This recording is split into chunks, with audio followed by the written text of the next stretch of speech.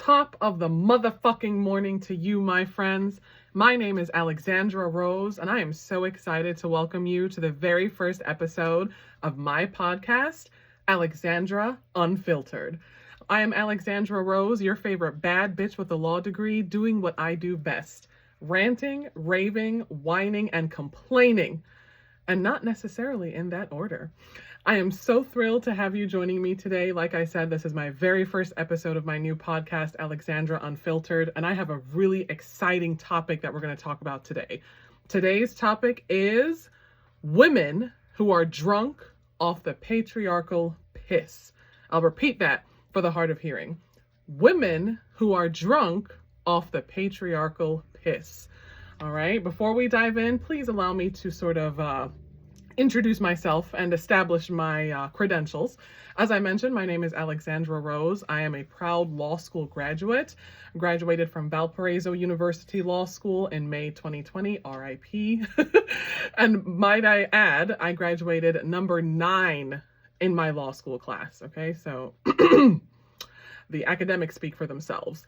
Prior to matriculating to law school, I graduated from the one and only Michigan State University, go green, home of the Spartans, the finest athletic team this side of heaven.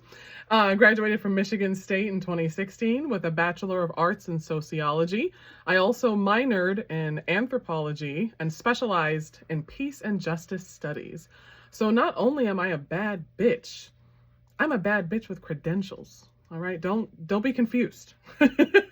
Do not be confused. Do not think that you are being led astray by some angry incel, femcel girly with a podcast mic and a hope and a dream and vibes. Not at all the case here. I'm a bad bitch with a law degree, a bad bitch with credentials, and a bad bitch with some really important things to say.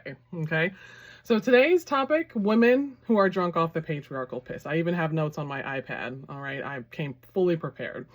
So first question: what is the patriarchal piss, Alex? Like, where did you get this phrase from? How did you come up with it? Why are we using piss in this context? Like, are you serious? Allow me to lead you down the primrose path. Okay, so the patriarchal piss is a phrase I coined when I started gaining traction on my TikTok page. And I coined it because I observed that among our modern societies today, particularly today in 21st century America, I've observed that there are women who partake in the misogyny the same way that men do. But I notice that the women don't have the same systemic power that men have to subjugate and oppress, yet and still, despite being the subjects and the victims of patriarchal oppression, you still have women trying to either enact that oppression on other women or reinforce it on behalf of men, as if they're foot soldiers for men. So observing that phenomena led me to coin the term patriarchal piss. And I define patriarchal piss as the attitudes, the beliefs, the values, the structures through which men are enabled to impose domination and subjugation upon women based on the assumption that men are inherently superior to women. Right? So again, patriarchal piss, the attitudes, the societal structures, mechanisms through which men are enabled, okay, to impose domination and subjugation upon women. And that attitude is based on the assumption that men are inherently superior to women. So you might be thinking to yourself, well, how is patriarchal piss different from the patriarchy? Well, the patriarchy in general, general definitions of the patriarchy tend to include the tangible structures through which women are oppressed. So that includes statutes, legislation, any police mechanisms that the state uses to physically enforce patriarchal attitudes upon women. So it becomes, the patriarchy becomes something that's not just thought of, it becomes something that is then tangible.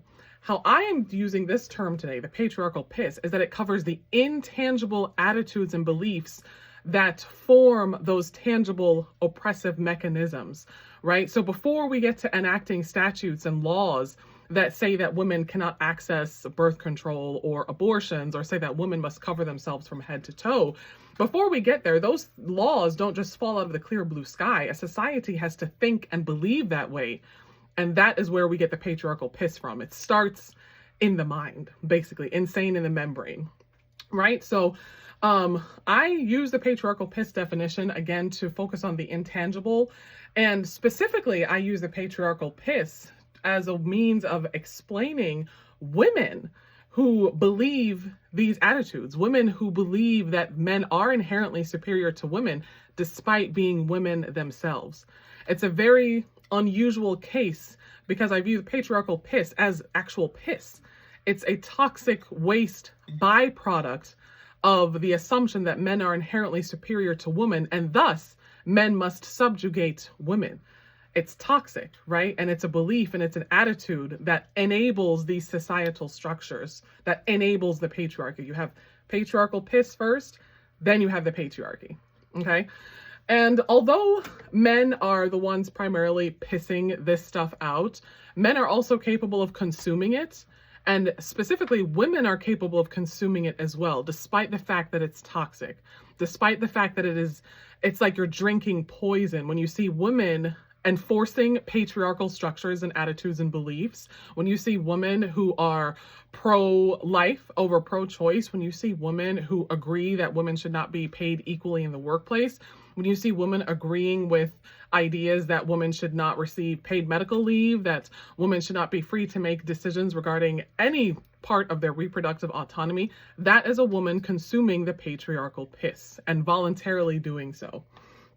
All right, when you see patriarchal piss in modern societies, when you see it today, please understand that it acts as its own self-fulfilling prophecy. Okay, it's like a self-eating snake. Think of it the way that capitalism ultimately falls over on itself. It creates scarcity to justify pricing people out of certain necessities, for example. So we create and manufacture a housing crisis, despite the fact that there are abandoned homes and buildings as far as the eye can see throughout America. And creating and manufacturing that housing crisis then justifies realtors and banking agencies to jack up the price of houses because, oh, well, houses are so hard to find. So it's a limited supply. We got to jack up the prices so we can make more money. Think of patriarchal piss that way. Okay, although men are supposed to be inherently superior, somehow it's still the lion's share of emotional, mental, domestic, and cultural labor still fall to the women, even though the men are inherently superior. Okay, clock that. All right, the patriarchal piss is also inherently contradictory because it dictates that men are inherently violent and sexually depraved by their very nature. Like it just flows through their DNA, through their bones. You know, I made a TikTok about it that went semi-viral where I postulated that men are inherently sexually depraved by nature. Well, the patriarchal piss believes that men are also depraved and violent. And as a result of that depravity, women need to be protected by, you guessed it, the very same men who are inherently violent and sexually depraved. Do you see that? Do you see that contradiction? The ones who are causing us the most harm must also be the ones who are in positions of power over us. Where else in nature do you even see that kind of relationship? Where else in nature do you observe that phenomenon? No, the persons causing us the most harm do not need to be the ones making decisions over our reproductive choices. For example, the man who is going to sexually assault or, God forbid, rape a woman, and then that woman becomes pregnant, that same man should not have any say whatsoever in what that woman does to mitigate the harm done to her autonomy or done to her agency. However, the patriarchal piss dictates that. So that's how it's contradictory. That's how it's this self-eating snake. It consumes itself and it destroys itself. And this is how you see men consuming these incel, red pill, manosphere content that just goes semi-viral every other day. They're postulating new, horrible, awful things that they think and believe about women that they spread. It's like vermin that they spread throughout the world, right? They believe these harmful things and consume it and demand that other men also believe it.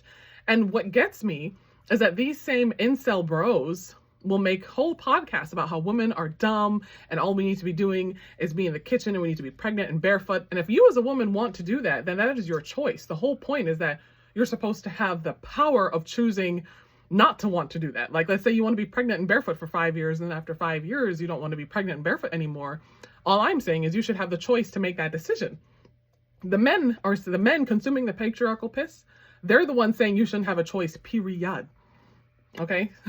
That's the difference. So this content that they're manufacturing and that they're spreading like wildfire that is leaking its way into our elected officials, please see JD Vance on the Republican ticket for president. It's leaking its way into our halls of power. So it's not just fringe on the outskirts of society, anti-establishment elements that are no longer mainstream. These ideas, these patriarchal piss-based ideas are now mainstream and are finding themselves in the language of our laws, our statutes, our elected officials, our politicians who are allegedly college educated, allegedly learned critical thinking skills, right? This patriarchal piss is vermin. Okay, it's poisonous, it's toxic. And that's why I use the word piss. So, because I want you, every time you think about it, every time you see it in action, every time, I want you to think of urine. Okay, I'm getting graphic and down in the mud because I'm drawing a metaphor. I want you to think of waste and how you flush waste down the toilet because it has no use for your body. I want you to think of your body and what happens to your body when waste becomes backed up. It becomes toxic to the rest of your body, to your organs, to your blood, to your bones. It becomes something dangerous that you have to go to a medical doctor to treat, right?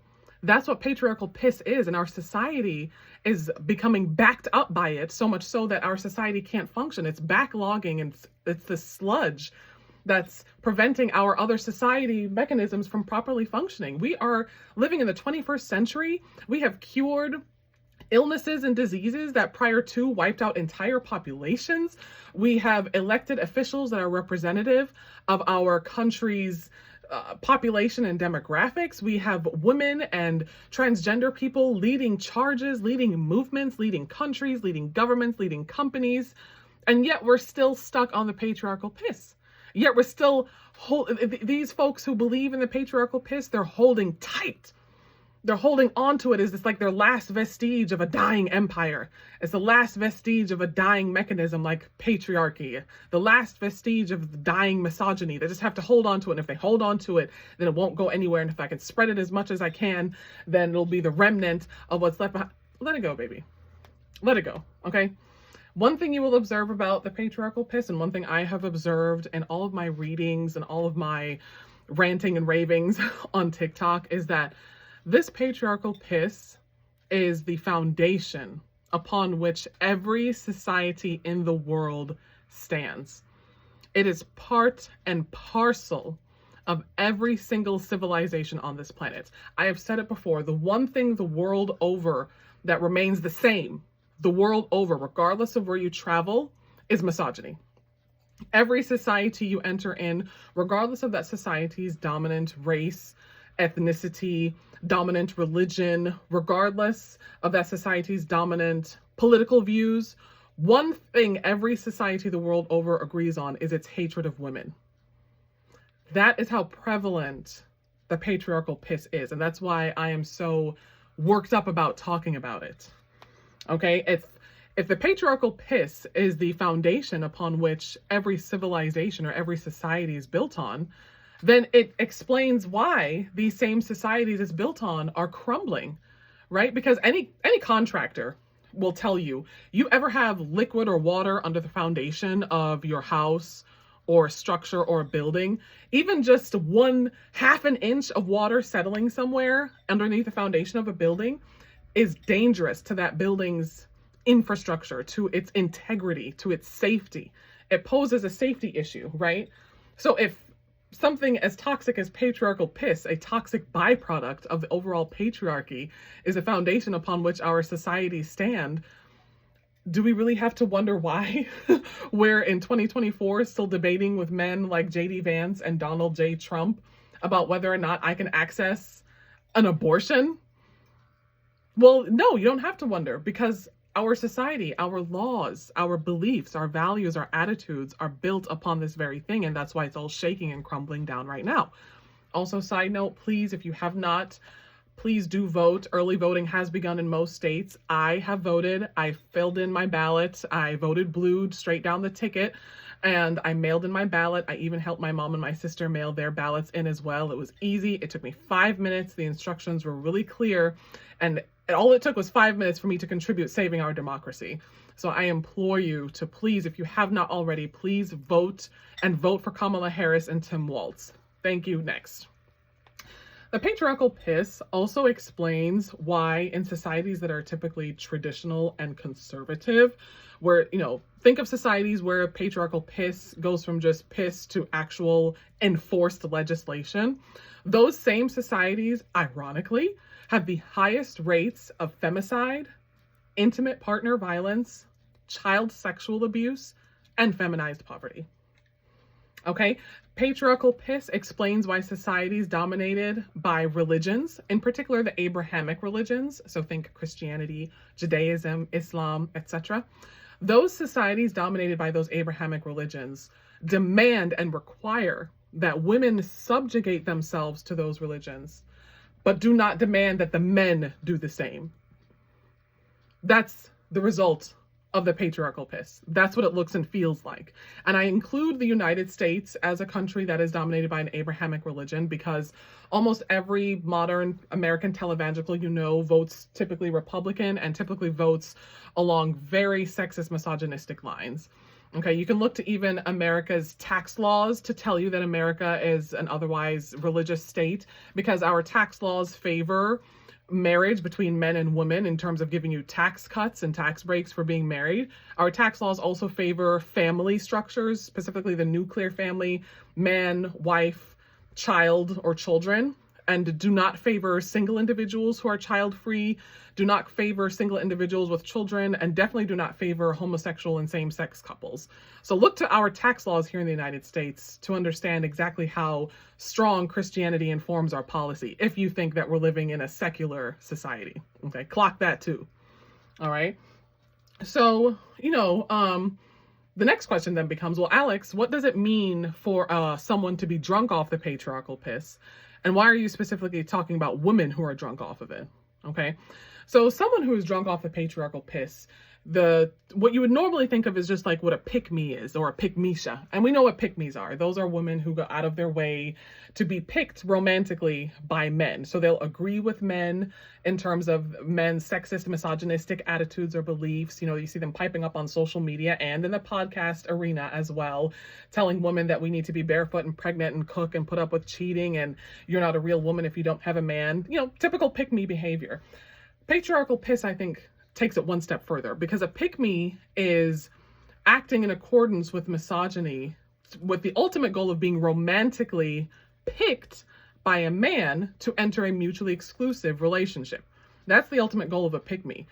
A woman drunk off the patriarchal piss is typically already in a romantic relationship with a man, either through marriage or through cohabitation or just mutual exclusivity.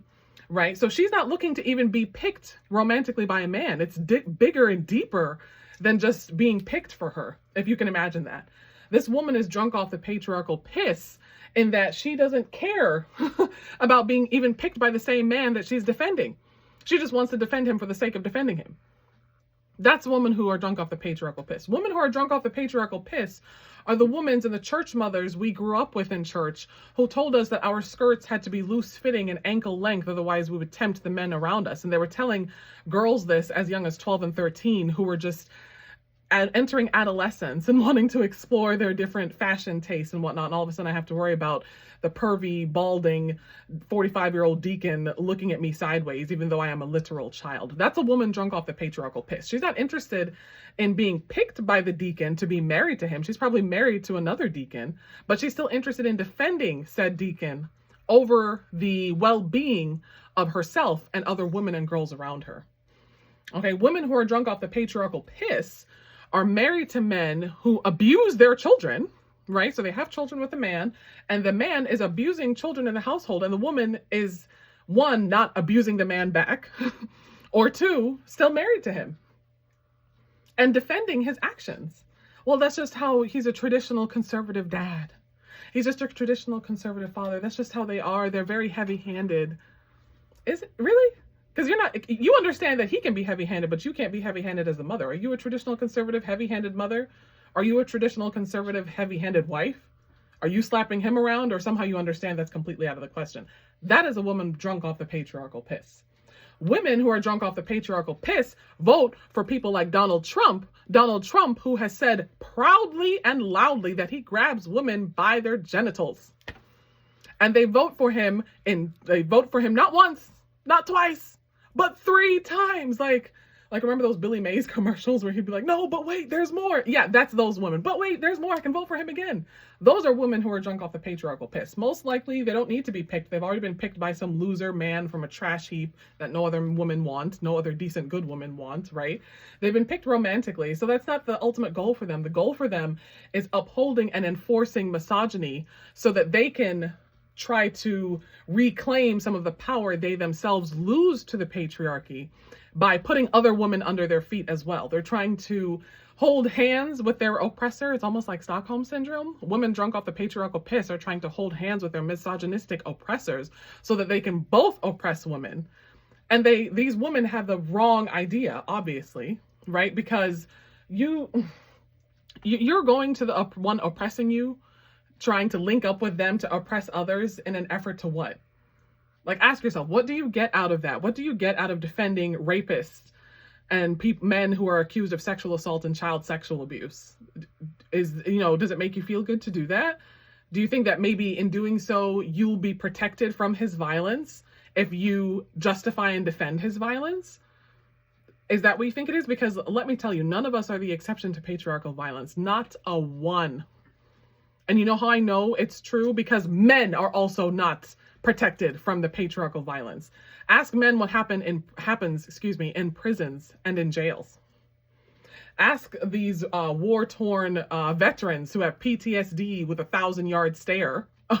We've seen the memes on social media. Ask them what happens in war zones.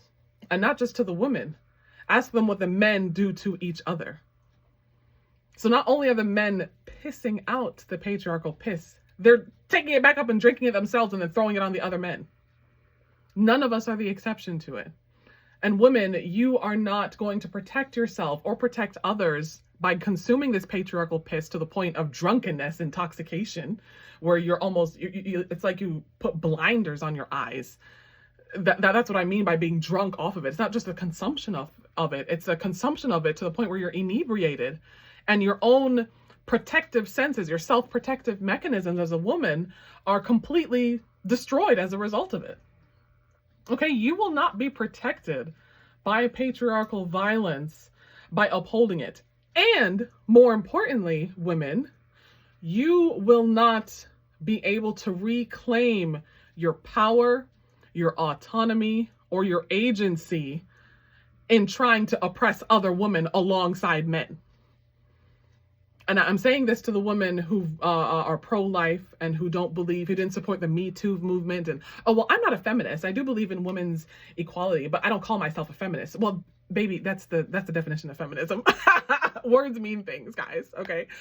So yeah, ladies, you're not going to be protected every time you justify or defend patriarchal violence, every time you drink the patriarchal piss. Okay, well, I've consumed the patriarchal piss. I've had a cup of it. So it acts as an antidote to the poison that is the patriarchy. So I'm protecting myself by consuming it. It's the same poison that you're drinking. That's not how it works.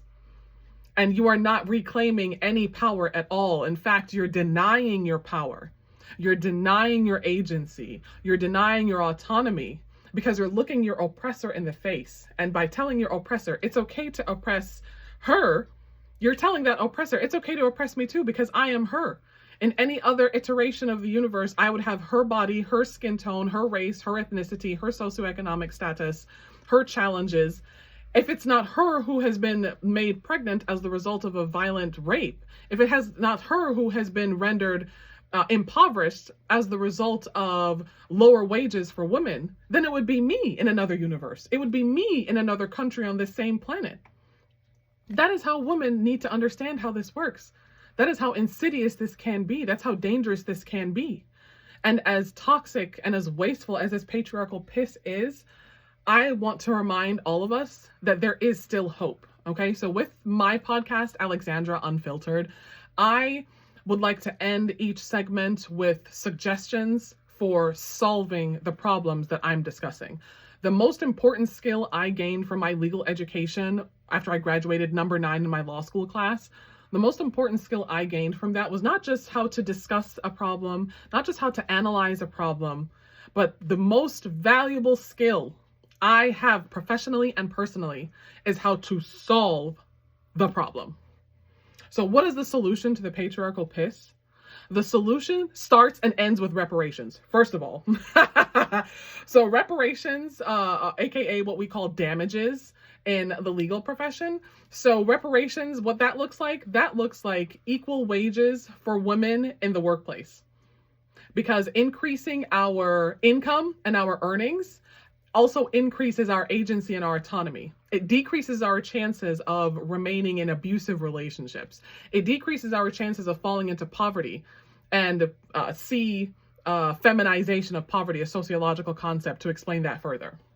Okay, having access to money and earnings that are on par with our male counterparts, right, gives us power to walk away from toxic and abusive relationships so that our physical safety, our mental safety and well-being is intact.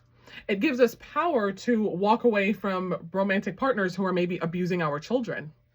It gives us power to relocate in the event that we are living somewhere unsafe. If I am earning adequate wages, right, I can easily relocate by securing a lease, securing a mortgage, paying for a long-term hotel or motel stay while I'm escaping an abusive relationship. That's what money does. Money is power. The patriarchy understands that. That's why the patriarchy fights tooth and nail to keep money out of women's hands. So that's the first solution right there, is leveling the playing field for wages for women who do work. And then you say, okay, well, Alex, what about the women who don't work? What about women who are full-time homemakers? The second solution then is creating legislation and laws that requires that full-time homemakers also receive wages for their work, because their work is labor. Domestic labor is labor. That's why wealthy people who can afford to hire nannies and maids and cooks and whatnot, they source that labor out, but the rest of us have to do it ourselves as women. No, that is labor. Labor requires wages. So even the stay-at-home moms and the full-time homemakers need to be paid, and it needs to be required under the law. That's the second thing. All right. And then the third thing for solving the problem of the patriarchal piss is the legislation we have surrounding women's ability to leave intimate partner violence and to escape human trafficking and sex trafficking. We have to change those laws as well, because the laws that exist now are far too lax. It is far too difficult for a woman to walk into a police station and request a PPO, or AKA a personal protective order, also known as a restraining order, when she's being stalked or when she's escaping an intimate partner violence situation or an abusive partner. Our laws and our legislation are stricter when it comes to prosecuting drunk driving offenses than they are when it comes to prosecuting men who abuse women and men who kill women. Think about that. There are people sitting in jail now for a drunk driving offense they committed over 20 years ago, and there are men walking free who have killed women and did not serve no damn 20 years in jail or prison. Think about that. Think about that. And those men then go on to harm other women. Okay? Those three things need to change. It starts with money, and it starts with the laws surrounding a woman's ability to escape violent situations. I'd also like to add to that housing being a human right. Housing is also a woman's issues right as well. The foundation, the nonprofit that I used to work at as a program director / grant writer, which provided housing for women escaping intimate partner violence and human and sex trafficking, our whole value system, our belief was that housing is the first and biggest and most important piece of escaping violent circumstances as a woman. Because you ask most women, well, why didn't you leave? Well, where would I go? I had nowhere to go. Where would I sleep? If I have children, where do I and my children sleep while I'm leaving this relationship and getting access to a lawyer and getting the paperwork done and finding a new job and finding somewhere new to live? At the Exodus Foundation, we provided shelter, long-term shelter for adult women. So not just okay, you stay here 1 or 2 nights. 1 or 2 nights is not sufficient for a woman to leave a violent relationship, right? Housing, wages, and legislation. Those three things have to be radically changed, not just reformed. There's no reforming this. They have to be radically changed. Because the patriarchy and patriarchal piss is an inherently violent structure. So to eradicate it, you must commit a violent act against it. And that starts with money. Having access to money is power, and power is a form of violence. So we can be violent back to the patriarchy, and legislation. All right. And if you don't believe me, if you don't agree that violence is the way to solve violence, please open a book and read any historical labor movement. Please open a book and read to learn how enslavement ended. If you think that the enslaved and the enslavers just stood in a circle, held hands, and sang "Nearer, My God, to Thee," and that's how slavery ended, my friend, you are sadly mistaken. Okay, the patriarchal piss is an inherently violent mechanism that is toxic to all who consume it, but nonetheless, its toxicity justifies its existence. Its toxicity empowers its existence. And it is beyond time for us to stop consuming it, to stop spreading it, to stop forcing others to consume it. And it is especially time for women collectively to stop consuming it and to stop spreading it. We can do a lot of talking in our nice little internet ecosystem spaces and in our chat rooms and our comment section on Instagram and TikTok and Facebook. And oh, girl, I hate men too. Do you just talk the talk, or are you walking the walk? That is what makes the difference between someone who is actually working to dissolve the patriarchal piss, a la yours truly, Alexandra Rose, and someone who is aware of its existence, but every now and then I drink it myself so that I can still feel better than the next bitch. You know what I mean? I don't have much in this life. I can't feel better than the man because he's inherently superior than everybody. But every now and again, I can drink some piss from the patriarchy and use it to feel better than the next woman. No, you can't, because it's piss. Might as well be drinking salt water. Anywho, thank you so much for joining. Thank you for listening. You can find me and more of my rantings and ravings on my TikTok page at AlexRoseM_. Occasionally I go on that Twitter app, whatever it's called now, Twitter X, by that dude Elon and Musty, whatever he wants to call it now. I'm over there sometimes. Mostly I'm on Instagram sharing some really cool aesthetic photos at Alex_Rose_M. And as for a website, that's a work in progress. Okay, nobody's perfect. We all fall short of God's glory. Please tune in next week, Thursday at 8 p.m. Eastern, for another episode of Alexandra Unfiltered. Not sure of my topic yet, still getting this off the ground, but I really enjoy the sound of my own voice, and I know you will too. I know you are too. So just tune in next week. I know I have some heat cooking, and I'm very excited. So thank you so much for joining, and remember, in Alexandra we trust. Bye.